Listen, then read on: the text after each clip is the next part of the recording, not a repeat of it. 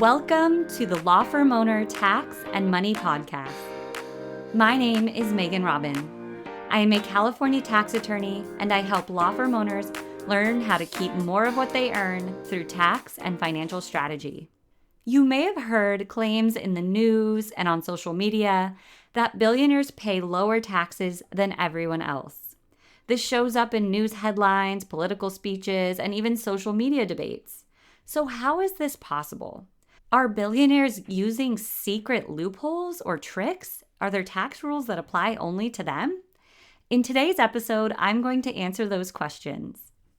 To understand what's going on here, you have to understand that the tax system taxes different types of income differently and at different rates.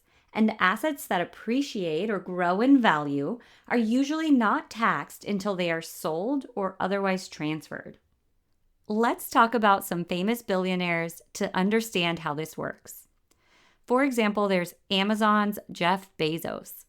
He owns massive amounts of Amazon stock. If the value of that stock rises, his overall wealth increases, but there is no taxable gain unless he sells his individual shares. There is no taxable income on an asset that has increased in value if it has not been sold or transferred in any way.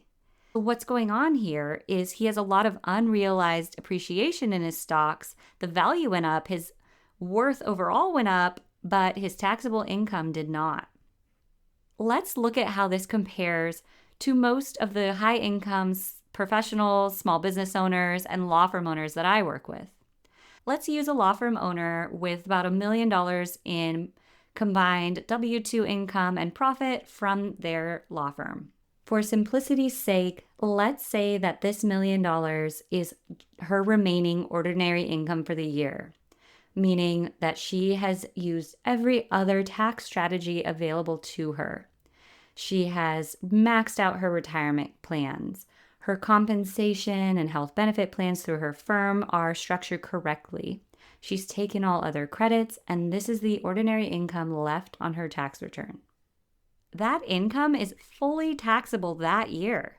A portion of it is also subject to payroll taxes, and there's no unrealized appreciation going on here. So the key distinction is that professional income earned by people like doctors, lawyers, consultants, lobbyists, that's taxed immediately in the year that it's earned. Whereas let's compare this to a billionaire who is living off of their assets.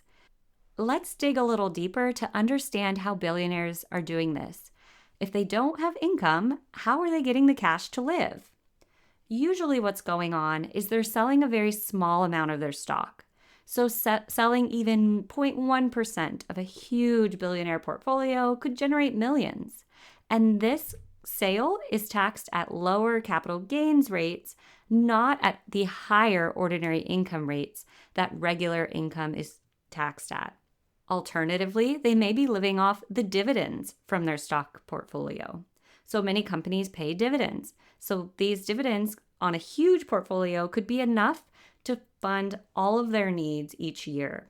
And that means they don't even have to make any stock sales. They can keep their portfolio large and growing and live just off of these dividends, which are also taxed at the lower capital gains rates, not ordinary income rates. A third strategy some billionaires use is they will borrow against their assets. So if they have a large real estate portfolio or even large stock portfolio, then they will borrow money, and the loans will be secured by those other investments, and loans are not taxable income. You may have heard of this concept before. It's often called in popular culture the buy, borrow, and die strategy. Regardless of which method the billionaire uses, their maximum tax rate would be 20% is the highest capital gains rate, whereas the highest ordinary income tax rate is 37%. So that's a big difference. So what do you do if you're not a billionaire yet? I work with my clients to start thinking like one. For high-income professionals, that usually means gradually shifting from income-producing activities to owning appreciating assets. Examples include owning equity in businesses, real estate investing, even private investments or private lending, Or you can stay with things as simple as growing your stock and bond portfolio. Ordinary income like professional services, consulting income, and salaries are taxed at the highest rates. Investment gains are generally taxed at capital gains rates, which are lower. And investors have more control over when income becomes taxable. Because if an asset increases in value but it isn't sold, the tax is deferred. Timing can be a very powerful tax strategy. Professionals who earn purely service income don't have that flexibility. Income is taxable when it's earned. Building a financial portfolio that looks a lot more like a billionaire portfolio takes patience, time, and often some creativity. I have one client I'm working with, for example, who owns her law firm and it's done really well. A portion of her law firm is now expanding to offer a lot of services that are bolstered by technology and AI. She knows the owners of a technology company that she uses to help her law firm make this transition. She's decided to invest money in the technology company because she believes in what they are doing and she thinks it's the future. She has no ownership interest in the technology company. Her investment is purely financial and passive. And this is an example of a way to diversify her portfolio. So she already has real estate holdings. A lot of those holdings have some trapped passive tax losses. And she's going to use the passive income from that technology investment, that private company technology investment, to offset some of those passive losses in her portfolio. This will result in a net tax benefit because she will use up the passive losses from her real estate. And when those are all used up, she will pay low capital gains rate on any further income that she earns from the technology business. This is a real world example of how some proactive planning and creative thinking can really lower your tax bill. What's the takeaway here? Are there special rules for billionaires? Not really. What billionaires often have is a lot of different types of assets: stocks, private businesses, real estate, venture investments, and other holdings.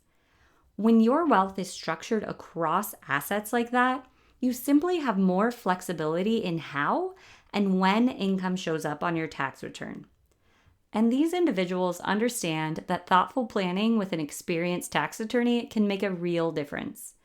Real estate is a good example of this. The tax rules around real estate investing can be very complex. So I didn't get into all of those strategies in this episode, but real estate can play a major role in how taxes are managed for very wealthy investors, and the planning opportunities there can be significant. But the big takeaway from this episode is actually much simpler than people think. One of the main reasons billionaires sometimes appear to pay less taxes than people expect is not because they have special rules.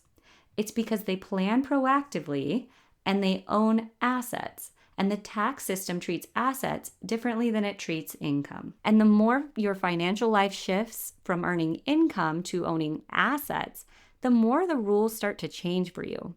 And that's why building assets and not just earning income can be a powerful long-term tax strategy. Tax strategy isn't just for billionaires. If you're a law firm owner who wants to think more intentionally about the tax side of your financial life, that's exactly the kind of work I help clients with. Thanks for listening, and I'll see you next time. This content is for informational purposes only and does not constitute legal, tax, financial, or investment advice.